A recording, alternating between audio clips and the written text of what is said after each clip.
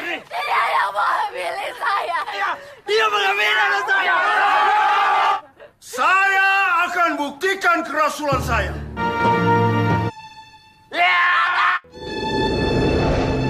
Halo pencinta alur film, bagaimana kabar kalian? Semoga kalian dalam keadaan baik-baik saja. Kali ini narator Kentang akan menceritakan alur film tentang seorang pembuka agama yang mengajarkan ajaran sesat kepada pengikutnya. Film ini berjudul Mengaku Rasul tanpa kebanyakan sinopsis. Inilah dia, Mengaku Rasul.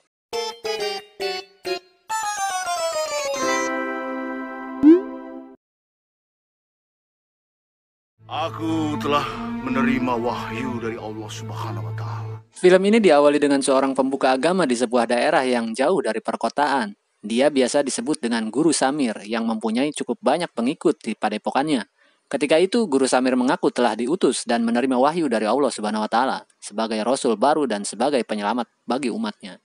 Dan sebagian penduduk di desa itu percaya dengannya dan menjadi pengikutnya. Karena Guru Samir mengaku bisa menurunkan hujan dan mempunyai mukjizat-mukjizat lainnya. Akulah sang imam yang dijanjikan sebelum kiamat. Kemudian diperlihatkan sebuah insiden kebakaran yang terjadi di padepokan dan telah memakan 34 korban meninggal dan puluhan lainnya mengalami luka-luka akibat serangan dari tindak anarkis warga setempat yang menganggap bahwa Guru Samir telah mengajarkan ajaran sesat kepada pengikutnya.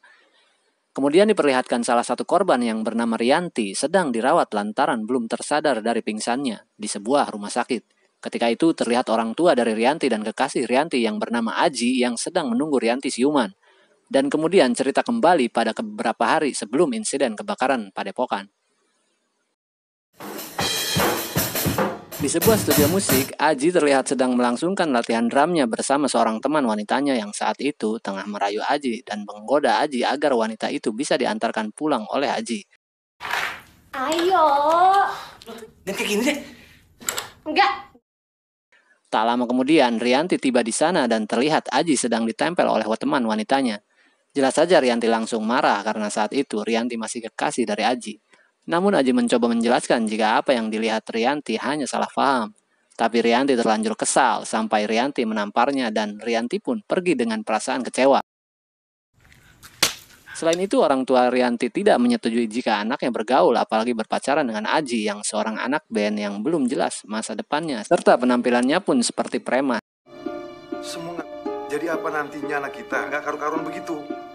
Tatoan. Bapak hanya menilai orang dari luarnya. Akhirnya aja. Rianti pun memutuskan untuk mendalami agama di padepokan Guru Samir. Di padepokan itu terlihat Guru Samir dan salah satu guru lainnya sedang mengadakan pertemuan dengan seorang calon gubernur yang sedang meminta bantuan kepada Guru Samir untuk menjadi wakilnya.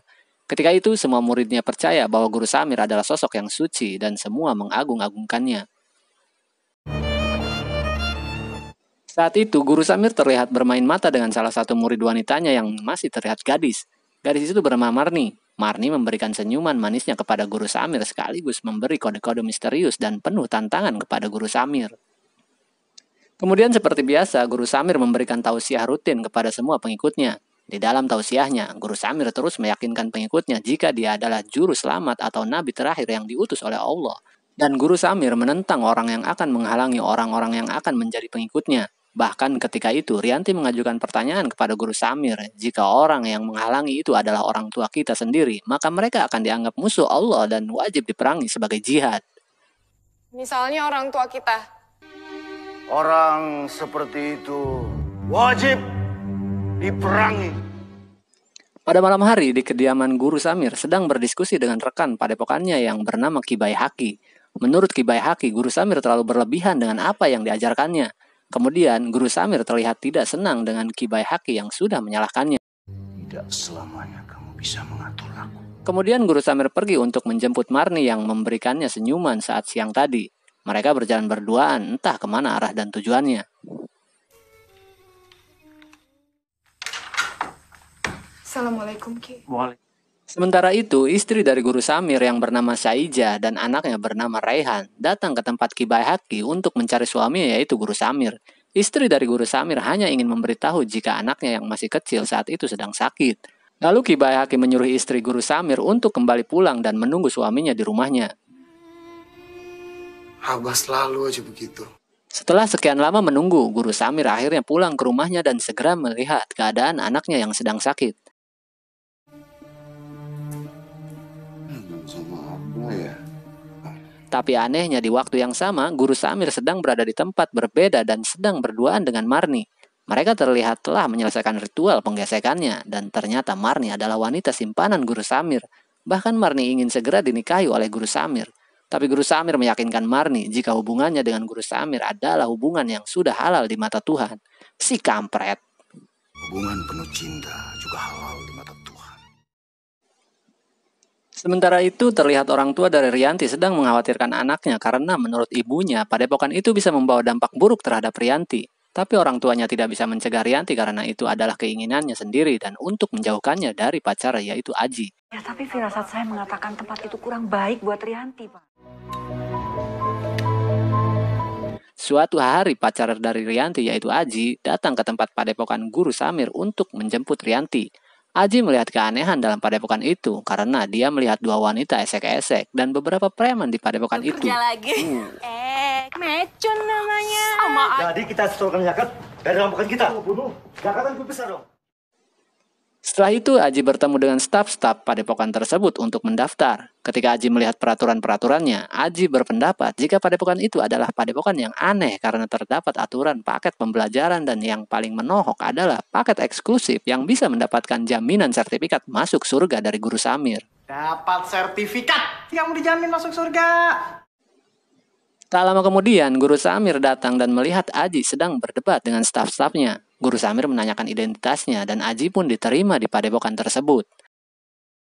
Sementara itu, Rianti terlihat sedang berbincang dengan Rehan. Rehan sempat memberi saran kepada Rianti seharusnya Rianti tidak seharusnya belajar agama di padepokan ayahnya. Mungkin karena Rehan sudah curiga terhadap perlakuan ayahnya kepada murid wanitanya. Aji, Kemudian Rianti bertemu dengan Aji dan ternyata Aji telah diutus oleh ibu dari Rianti untuk mengawasi Rianti karena orang tua Rianti sangat khawatir pada anaknya. Saat itu Aji membujuk Rianti untuk pulang ke orang tuanya karena Aji sudah curiga jika padepokan itu mengajarkan hal-hal aneh.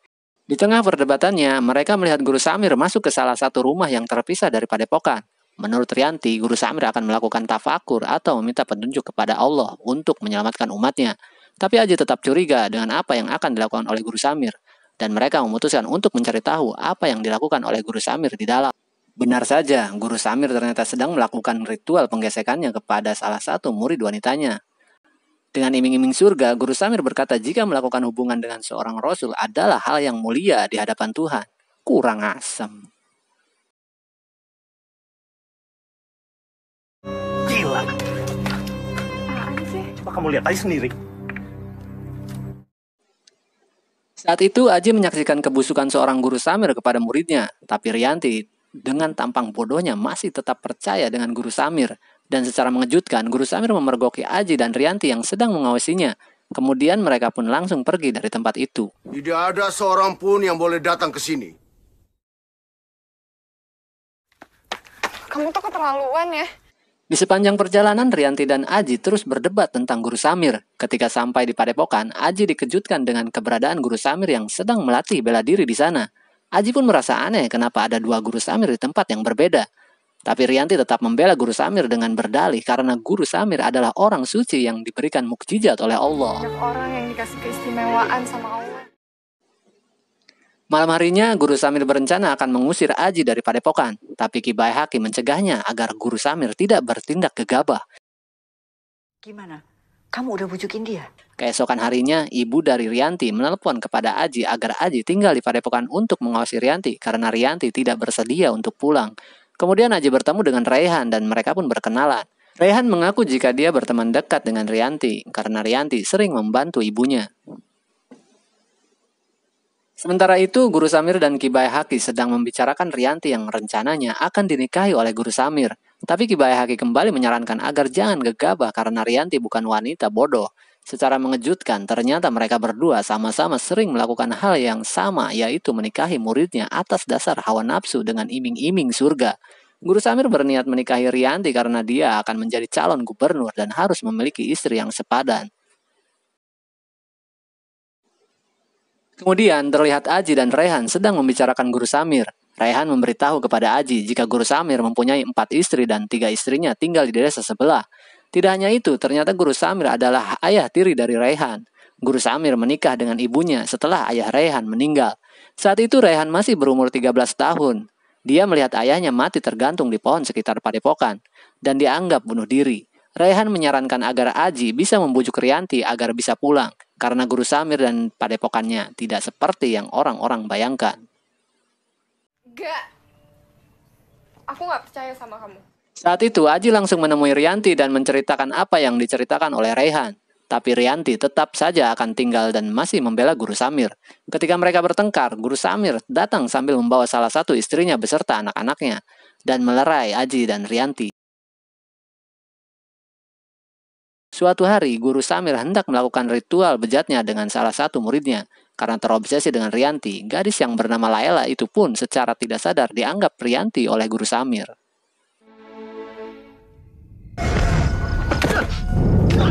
Suatu malam, Aji bermimpi sedang dihajar sampai babak belur oleh Guru Samir. Namun pada saat sadar, Aji benar-benar terluka dan diperlihatkan Guru Samir sedang melakukan ritual yang diduga Guru Samir telah menggunakan sihirnya untuk mencelakai Aji. Keesokan harinya, Aji menemui Guru Samir dan menyebut bahwa Guru Samir yang telah membuat dia babak belur dengan sihirnya. Samir kan? Yang udah ngelakuin ini semua. Tapi Guru Samir berdalih jika malam itu dia tidak berada di padepokan. Pasti semua orang tidak percaya pada Aji. Semua membela Guru Samir termasuk Rianti sampai Aji ditampar olehnya agar berhenti menyalahkan Guru Samir. Kemudian Raihan menghampiri Aji dan mengajak ke tempatnya untuk istirahat. Kamu istirahat aja dulu di sini. Sementara itu, salah satu korban Guru Samir yaitu Marni terlihat oe-oe di rumahnya dan sudah aku duga bahwa Marni telah mengandung anak dari Guru Samir. Seketika saja ayah dari Marni pun marah karena perlakuan biadab dari Guru Samir.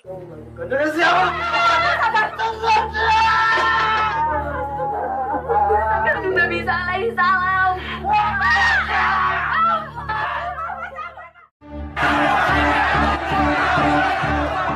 Tak lama kemudian, padepokan kedatangan warga sekitar yang telah marah karena kejadian yang menimpa Marni.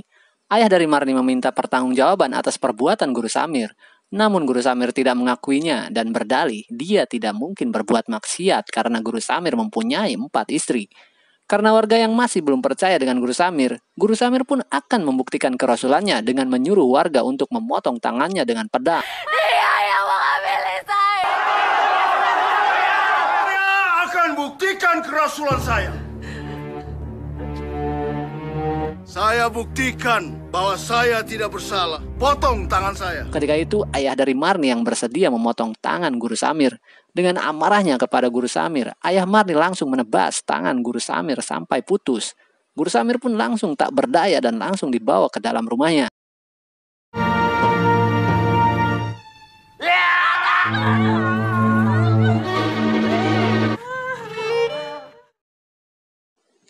Setelah beberapa lama, secara mengejutkan Guru Samir kembali ke hadapan warga dengan tangan yang masih utuh dan semua warga pun tidak bisa berbuat apa-apa lagi.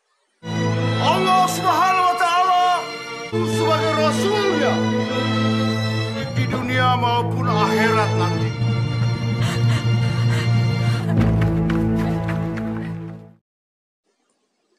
Malam harinya, Aji dan Raihan kembali berdiskusi tentang Guru Samir.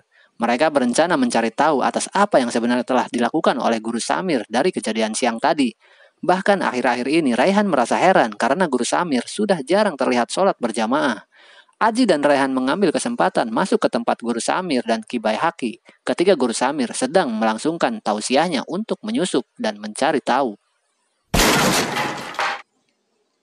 Saat itu mereka menemukan pakaian yang berceceran darah dari pakaian Guru Samir saat dipotong tangannya. Sementara itu, Kibai Haki menemui warga termasuk ayah Marni untuk memberitahu bahwa Guru Samir telah mengajarkan ajaran sesat yang bertujuan untuk memprovokasi warga agar warga segera menyerang padepokan. Di sana Kibai Haki seolah mengamankan dirinya sendiri. Padahal sudah jelas Kibai Haki pun bersekongkol dengan Guru Samir dan melakukan hal yang sama kepada murid-murid wanitanya. Akhirnya di tengah dakwah sesatnya, Guru Samir diserang oleh warga sekitar yang marah karena telah diprovokasi oleh Kibai Haki. Warga menyerang padepokan dengan cara membakar tempat itu dan para pengikutnya termasuk Guru Samir pun tewas terbakar bersama padepokan itu.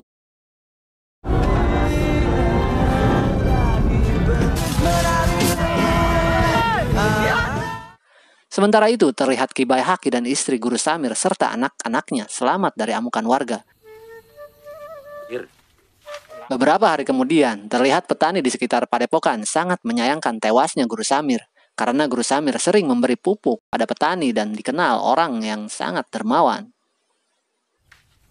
Assalamualaikum. Tak lama kemudian, para petani dikagetkan dengan kemunculan kembali Guru Samir yang telah lama tewas. Guru Samir kembali dengan jurusnya dengan mengaku jika dia adalah Rasul. Sementara itu, Aji yang sedang menunggu Rianti yang tengah dalam perawatan karena menjadi korban luka dalam serangan itu, dikejutkan dengan berita terkini yang menginformasikan bahwa Guru Samir kembali hidup dan masih menyebarkan ajaran sesatnya. Ketika itu, Aji melihat Rianti yang sudah tidak ada di ruangannya. Aji menduga jika Rianti kembali kepada Guru Samir. Kemudian di tempat kediaman Guru Samir masih terus berdakwah dengan ajaran sesatnya. Para pengikutnya pun masih banyak yang bertahan dan percaya kepadanya. Banyak di antara mereka yang masih dalam keadaan luka bakar yang belum pulih.